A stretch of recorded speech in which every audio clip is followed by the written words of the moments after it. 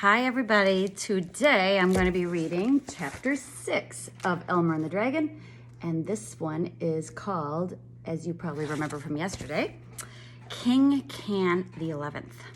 I decided to come upstairs here into our living room because it's such a beautiful bright day and the natural light makes it so easy to read.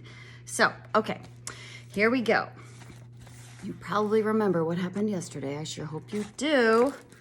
So that I hope you're totally caught up to speed, everybody, on what's going on in this story so far. Okay, here we go. Flute perched on Elmer's shoulder, and together they went to the biggest tree in the forest. Flute flew up into the branches, and Elmer heard him chirp, "Good morning, Queen Can. An old friend of mine has just arrived on the island, and I'd like to introduce him to the king." "Is that your friend down there?" asked the sleek, tiny queen suspiciously. "Yes, he let me out of my cage back in Nevergreen City." "The king isn't feeling well, you know." "I know, that's why I want to introduce my friend. I think he can help the king, perhaps." "Well, I'll go see if he's receiving visitors. You wait here." Soon the queen flew back, all flustered. "The king will be down right away. I was really surprised. He's never before been so eager to see anyone." Elmer felt flattered and quickly tucked in his shirt and straightened his cap. Suddenly, the king flew out of the branches and landed at Elmer's feet. Elmer was disappointed. The king looked just like a canary, only bigger and fluffier than the others. I don't know what Elmer was expecting, but, a canary is a canary. "This is my dear friend, Elmer Elevator," said Flute. "Hello, won't you sit down?" said King Can the 11th. "Thank you," said Elmer, squatting down on the pine needles.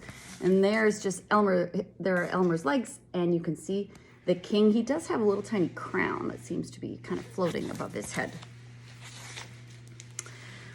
"It's a great honor to have you on our island," said the king. "It's a great honor to be here," said Elmer. "The queen said that Flute said that you might be able to help me. Is that right?" asked the king.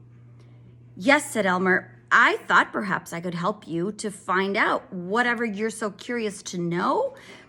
And then all the other birds won't be curious to know why you're curious, and everybody would get well." Said the king. "Did you have some special plan?" "You'd have to help by telling me what's bothering you," said Elmer. "That's what I was afraid of. Why, this has been a family secret ever since and now I have to read this really carefully because there are a whole bunch of greats in a row here. "Ever since my great-great-great-great-great-great-great-grandfather was a young canary. No, I couldn't possibly tell you," snorted King Can the 11th. "Then I can't help you at all," said Elmer, getting up. "I'm sorry I bothered your majesty about it. Goodbye." Elmer and Flute sadly started back through the pines. Just a moment," called the king. "Maybe we could work something out. I'm awfully tired of being curious. Yes, by gosh, I believe I will tell you. But don't you dare tell anyone else." "I promise," said Elmer. "Flute, go up and chatter with the queen. Your friend and I wish to be alone." The king whispered to Elmer, "You can't imagine how hard it is for me to tell you our family secret." "I'm sure it's extremely difficult," said Elmer helpfully. "Well, the secret is, I'm going to show you what that looks like. Look at all of these dashes. See, he's almost like, again, interrupting himself, right? "The secret is, I just can't tell you now. Could you come back at sundown? I just can't say it in the bright sunlight." "I understand," said Elmer, "and I'll be glad to come back later." He called it to Flute, who had been trying hard not to yawn in front of the queen, and together they went to find the dragon. "Well, did you see the king?" asked the dragon, who was resting comfortably beside the pool, his stomach bulging with skunk cabbages and ostrich ferns. "Yes, but now I'm really curious. I'm to go back at sundown, and then he's going to tell me the secret. It's a very old family secret." just can't stand it. I can't stand it, said Flute.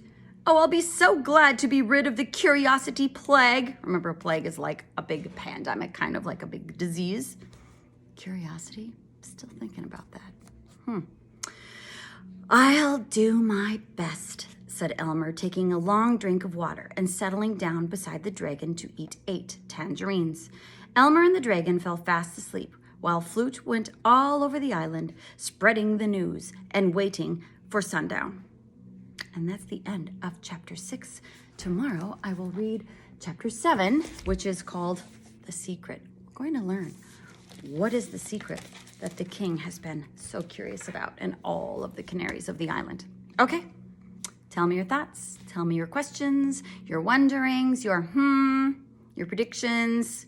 Keep them coming. Thanks for listening today.